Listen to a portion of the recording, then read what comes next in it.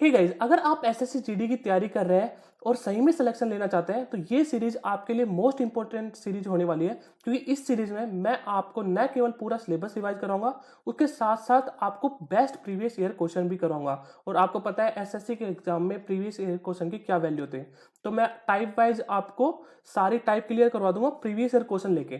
ठीक है, तो स्टार्ट करते हैं विदाउट टाइम वेस्ट किए हुए। तो देखिए क्वेश्चन नंबर 1 आपकी स्क्रीन पे है। देखिए ये भी एसएससी जीडी का प्रीवियस ईयर क्वेश्चन, कोई भी क्वेश्चन मैंने खुद से नहीं लिए, सारे प्रीवियस ईयर क्वेश्चन है। तो इस क्वेश्चन में मेरे को आपको क्या सिखाना है कि एचसीएफ निकालने का बेस्ट तरीका क्या है। देखिए एचसीएफ निकालना है, इस क्वेश्चन में क्या दे रखा है भाई, the HCF of 767 103 and 2773 is x. तो सिंपली हमें एक्स की वैल्यू निकालनी है, सिंपली बात है, एचसीएफ निकालना है।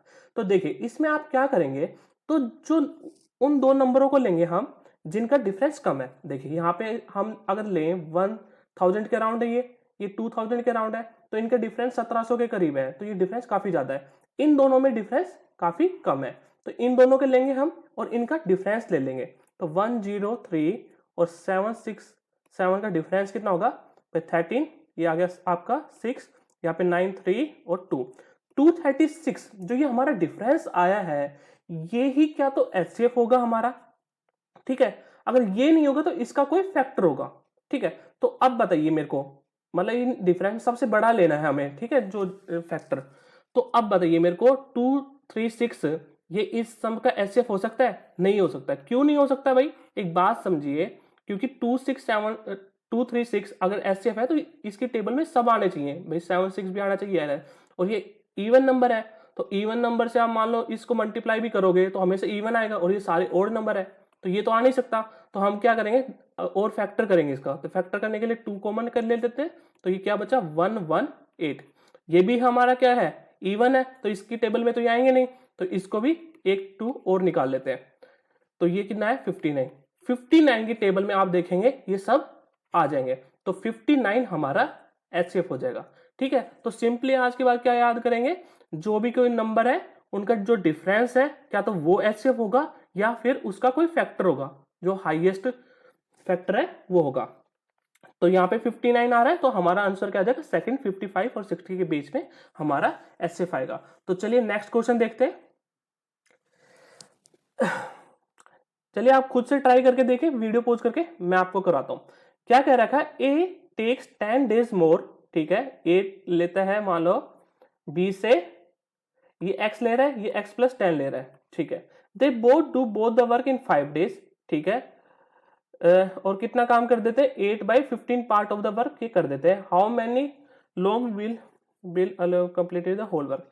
देखिए अगर इस क्वेश्चन को हम बेसिक से करने जाएंगे, वो कर सकते हो आप एचसीएफ लेके। देखिए इस यहाँ पे मेरा आपका फोकस रहेगा कि आपको शॉर्ट मेथड बताना, क्योंकि ये रिवीजन कोर्स है, तो मैं आपको बेस्ट अप्रोच बताने वाला हूँ हर क्वेश्चन की।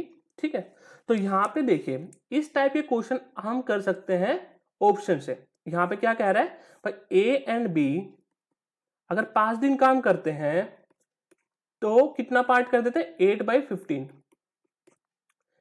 ठीक है, इतना पार्ट कर देते हैं। आपको पता है अगर किसी ए बी पूरा काम कितने दिन में करेंगे, तो भाई 5 को आप 15/8 से अपोजिट कर दीजिए। चाहिए आप वो वैसे कर सकते हैं, 8 पार्ट 5 दिन में 15 वैसे कर सकते हैं, नहीं तो आप उल्टा करके करेंगे मल्टीप्लाई फ्रैक्शन को, तो आपको टोटल वर्क आ जाएगा कितने दिन में ये पूरा करेंगे। तो ये कितना आ गया भाई, 75/8।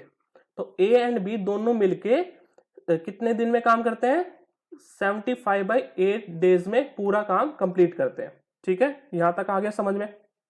अब देखिए आगे आगे क्या कह रहा है।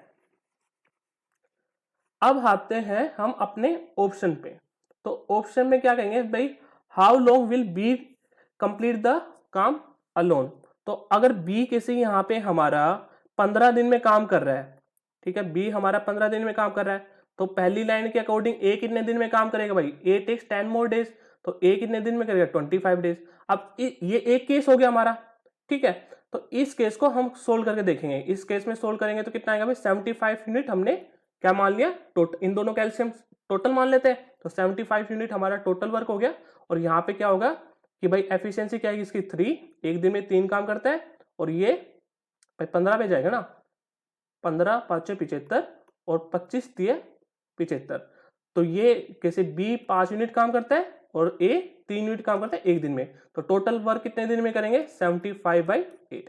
तो यही हमारा ऑप्शन था कि भाई टोटल काम ये कितने दिन में करे दोनों मिलके 75/8। तो ऑप्शन नंबर ए हमारा सही हो जाएगा, बी 15 दिन में काम करेगा। ठीक है, तो इस क्वेश्चन में एक चीज हमें ये सीखने को मिली कि अगर किसी टोटल वर्क निकालना होता है कोई भी, जैसे 5 डेज में इतना काम कर रहा है 8/15 टोटल निकालना होता है, मल्टीप्लाई कर दो फ्रैक्शन को उल्टा 15/8।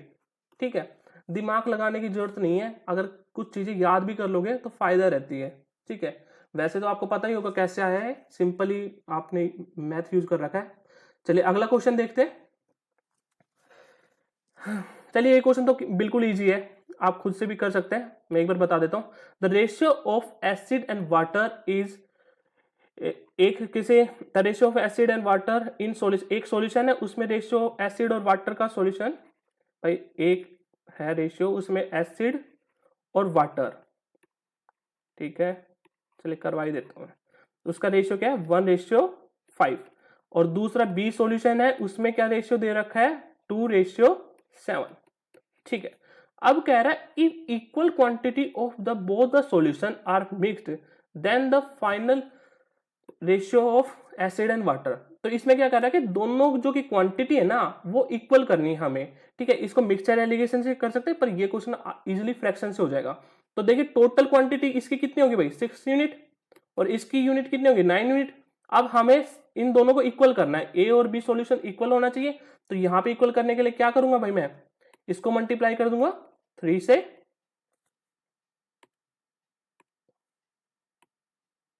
ठीक है, और इसको मल्टीप्लाई कर दूंगा 2 से, तो यहां पे 18 आ जाएगा दोनों, तो दोनों क्वांटिटी इक्वल हो जाएंगी। पर हमें यही मल्टीप्लाई सबके साथ करना है, जब भी तो रेशियो रहेगा यही सेम।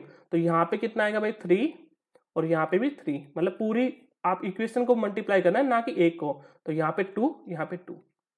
ठीक है, तो आप सिंपली क्या करेंगे, यहाँ पे 4 आ गया, ये 15 आ गया। ठीक है, यहाँ पे 4 आ गया और ये कितना आ गया 14। अब टोटल निकाल लेंगे भाई, वही हमारा फाइनल रेशियो होगा। तो यहाँ पे क्या आ जाएगा 8:29। तो यही आपका आंसर है। ठीक है, तो इस क्वेश्चन में हमने क्या सीखा, तो यहाँ पे देखना 3 आएगा, तो यहाँ पे 7/29 आएगा। ठीक है, तो इस क्वेश्चन में हमने क्या सीखा कि मिक्सचर को अगर किसी पूरे सॉल्यूशन को इक्वल करना है तो उसके यूनिट को ऐड करके उससे मल्टीप्लाई कर देंगे।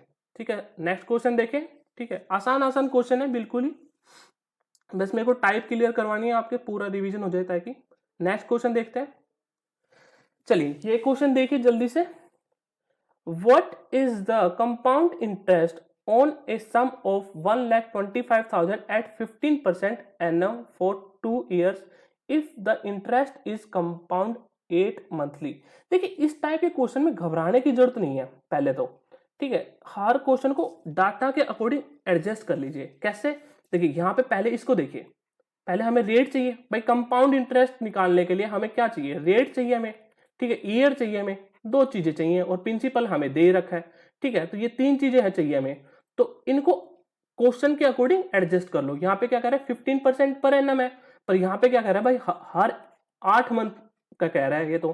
ठीक है, कि हर 8 मंथ में चल रहा है, तो भाई 15% है अगर 8 मंथ में नहीं 12 मंथ में हमें निकालना है 8 से, सिंपल मैथ है।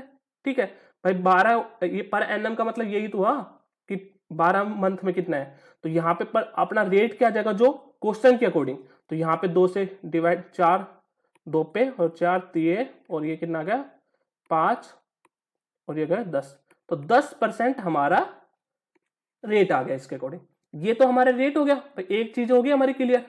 ठीक है, दूसरा देखो ईयर। अब यहाँ पे क्या कह रखा है, हर 8 मंथ में कंपाउंड इंटरेस्ट लगेगा, और कितने साल पूछा है, टाइम टोटल टाइम क्या है 2 साल। अब 2 साल में आप बताइए 24 मंथ होते हैं। ठीक है, हर 8 मंथ में लगेगा, तो मतलब इसे डिवाइड कर लो, तो कितनी बार लगेगा 3 बार लगेगा, तो कंपाउंड इंटरेस्ट 3 बार लगेगा। तो सिंपली इसको ऐसे भी देख सकते हो 10% 3 साल के लिए। तो ये आपका जो बेसिक जो डाटा के अकॉर्डिंग है वो आपका रेट आ गया और ईयर आ गया। ठीक है, मतलब 3 बार लगेगा, ईयर तो नहीं है पर समझाने के लिए मैंने बता दिया। तो डाटा को ऐसे एडजस्ट कर लीजिए अपने अकॉर्डिंग, रेट को और ईयर को। ठीक, अब सिंपली हो जाएगा भाई 3 साल के लिए 10% लगा है, तो ये आपको याद रखना चाहिए। अगर याद नहीं है तो वो टेबल मैं आपको व्हाट्सएप ग्रुप में भी सेंड कर दूंगा। अगर किसी आप हमारे ग्रुप में ऐड होना चाहते हैं तो मेरे को मैसेज कर देना ये नंबर पे 7988145775। तो उस ग्रुप में मैं आपको, किसी डाउट ग्रुप है उसमें मैं वीडियो भी सेंड करता रहता हूँ और ऐसी चीजें भी सेंड कर दूंगा। तो 3 साल के लिए 10%, तो डायरेक्ट आपको याद रहना चाहिए सीआई कितना होगा भाई, 33.1%। ठीक है, ये आपका हो गया। तो सिंपली निकाल लो अब भाई, 125 का 31.1% निकालना है, तो यहां पे एक जीरो नीचे और आ जाएगी। ठीक है, तो यहाँ पे 1000 था ना कि ये 1000 से 1000 गया। अब इसको मल्टीप्लाई कर लो, 125 को 3 से करेंगे तो क्या आएगा भाई, 375, 375, 375 और 125, ये आपका आंसर हो जाएगा 57। और यहाँ पे कितना होगा भाई, 8, 13, देख लें कैलकुलेशन, देख लें थोड़ी बहुत अगर गलती हो तो 11, असल भाई 1, वैसे मेरे हिसाब से होनी नहीं चाहिए, 41375। ठीक है, ये आपका आंसर हो जाएगा। ठीक है, तो सिंपली इसको, इस टाइप के क्वेश्चन में हमने क्या सीखा कि हमेशा अपने रेट को एडजस्ट कर लो डाटा के अकॉर्डिंग, ठीक है, जो भी हमें गिवन है, और ईयर को एडजस्ट कर लो, उसके अकॉर्डिंग आपका आंसर निकल जाएगा। तो चलिए आज की वीडियो में इतना ही रखते हैं। आई होप आपको वीडियो अच्छी लगी होगी। Thank you so much.